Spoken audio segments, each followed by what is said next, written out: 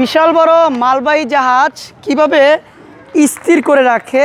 আপনার অনেক সময় দেখবেন নদীতে বা সমুদ্রে আপনার নোঙর করে রাখছে। কিভাবে নোঙর করে, এই যে দেখতে পাচ্ছেন, এই যে নোঙর, এই নোঙরটা প্রায় এটা 2 টন হবে।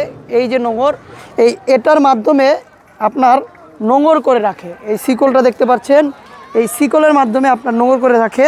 আর এটা হচ্ছে এমডি মংনি জাহাজ, যেটা 220 ফুট একটি বিশাল বড় মালবাহী জাহাজ।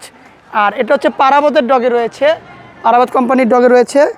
আপনার দেখাই, আমি উঠে যাচ্ছি এই এমডি মংনি। আর এটা হচ্ছে শিকল, এই শিকল হচ্ছে উইস মেশিনের মাধ্যমে নোঙর করে থাকে।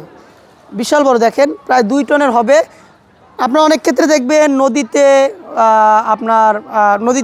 আপনার জাহাজ স্থির করে রাখে, সেটা হচ্ছে এটার মাধ্যমে ফেলে, নদীতে ফেলে স্থির করে রাখে। আর এটা বিশাল বড় শিকল উপরে রাখা আছে, ওই হুইস মেশিনের মাধ্যমে এখান দিয়ে, এই যে ফোকাটা দেখতে পাচ্ছেন, এখান দিয়ে এই শিকলটা বের হয়, ওটা হচ্ছে নদীতে বসে থাকে। আবার হুইস মেশিনের মাধ্যমে এই শিকলটা আবার এই যে নোঙরটা রয়েছে, এই নোঙরটা উঠানো হয়।